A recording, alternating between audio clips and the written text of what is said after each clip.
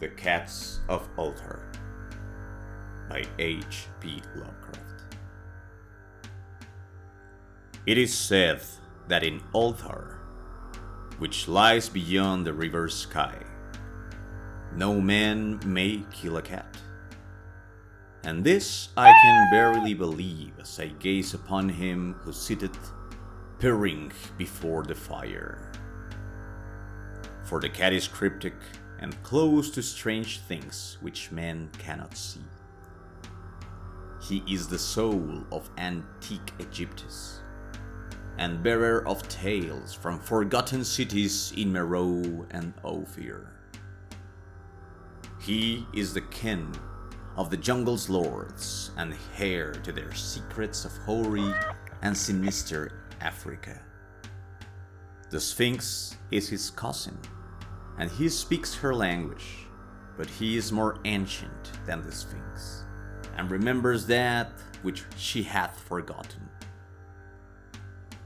In Ulthar, before ever the burgesses forbade the killing of cats, there dwelt an old cotter and his wife, who delighted to trap and slay the cats of their neighbors. Why they did this, I know not, save that many hate the voice of the cat in the night, and take it ill that cats should run stealthily about yards and gardens at twilight. But whatever the reason, these old men and women took pleasure in trapping and slaying every cat which came near to their hovel, and from some of the sounds heard after dark, many villagers fancied that the manner of slaying was exceedingly peculiar. But the villagers did not discuss such things with the old man and his wife, because of the habitual expression on the withered faces of the two, and because their cottage was so small and so darkly hidden under spreading oaks at the back of a neglected yard.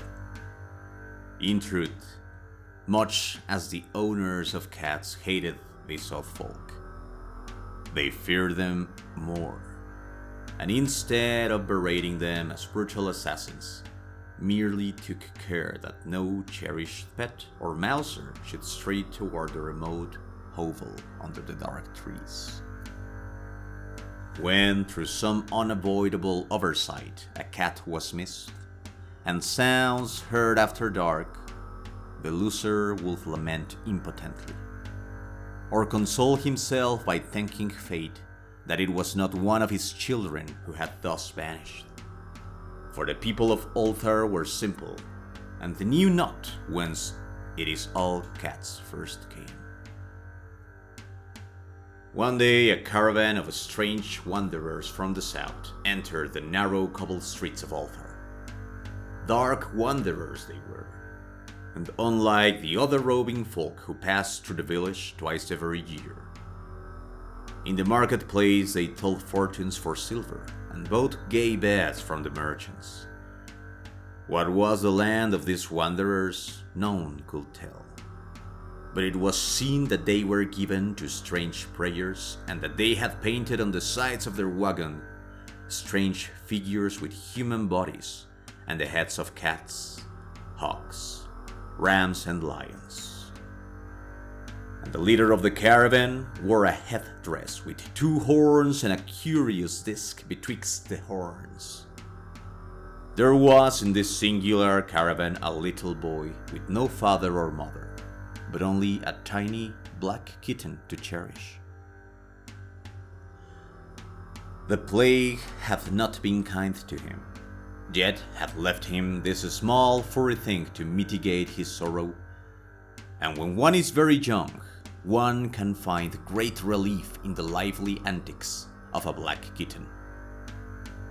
So, the boy whom the dark people called Menace smiled more often than he wept, as he sat playing with his graceful kitten on the steps of an oddly painted wagon. On the 3rd morning of the wanderers' stay in Ulthar, Menace could not find his kitten, and as he sobbed aloud in the marketplace, certain villagers told him of the old man and his wife, and of the sounds heard in the night. and when he heard these things, his sobbing gave place to meditation, and finally to prayer. He stretched out his arms toward the sun and prayed in a tongue no villager could understand. Though indeed the villagers did not try very hard to understand, since their attention was mostly taken up by the sky and the odd shapes the clouds were assuming. It was very peculiar, but as the little boy uttered his petition, there seemed to form overhead the shadowy, nebulous figures of exotic things, of hybrid creatures crowned with horn-flanked discs. Nature is full of such illusions to impress the imaginative. That night the wanderers left Ulthar, and were never seen again. And the householders were troubled when they noticed that in all the village there was not a cat to be found. From each hearth the familiar cat had vanished. Cats, large and small, black, grey, striped, yellow and white. Old Cranon, the burgomaster, swore that the dark folk had taken the cats away in revenge for the killing of Menes kitten, and cursed the caravan and the little boy. But Nith, the lean notary, declared that the old cotter and his wife were more likely persons to suspect, for their hatred of cats was notorious and increasingly bold. Still no one durst complain to the sinister couple, even when little Atal, the innkeeper's son, vowed that he had at the twilight seen all the cats of Ulthar in that accursed yard under the trees, pacing very slowly and solemnly in a circle around the cottage, two abreast, as if in performance of some unheard of rite of beasts. The villagers did not know how much to believe from so small a boy, and though they feared that the evil pair had charmed the cats to their death, they preferred not to chide the old cotter till they met him outside his dark and repellent yard.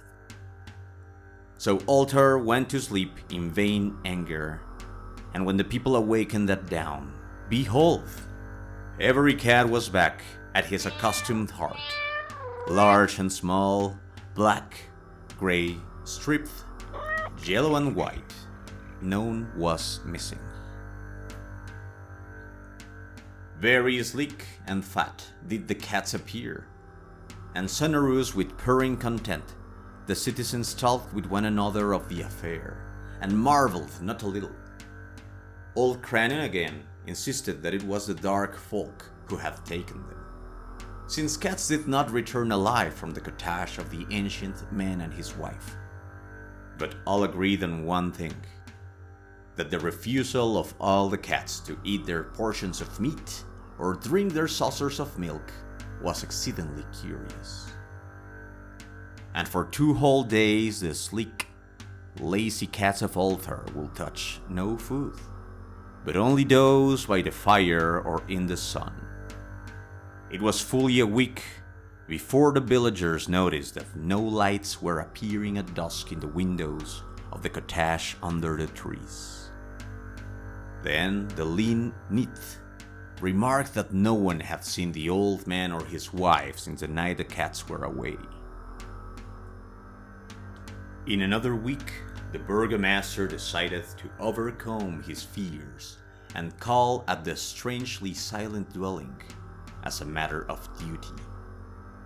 Though, in so doing, he was careful to take with him Shank, the blacksmith, and Thul, the cutter of stone, as witnesses. And when they had broken down the frail door, they found only this: 2 cleanly picked human skeletons on the earthen floor, and the number of singular beetles crawling in the shadowy corners. There was subsequently much talk among the burgesses of Ulthar. Seth, the coroner, disputed at length with Nith, the lean notary, and Cranon and Shang and Thul were overwhelmed with questions. Even little Atal, the innkeeper's son, was closely questioned and given a sweetmeat as reward. They talked of the old cotter and his wife, of the caravan of dark wanderers, of small Menace and his black kitten, of the prayer of Menace and of the sky during that prayer, of the doings of the cats on the night the caravan left, and of what was later found in the cottage under the dark trees, in the repellent yard. And in the end the burgesses passed that remarkable law which is told of by traders in Hathach and discussed by travellers in Near, namely, that in Ulthar no man may kill a cat.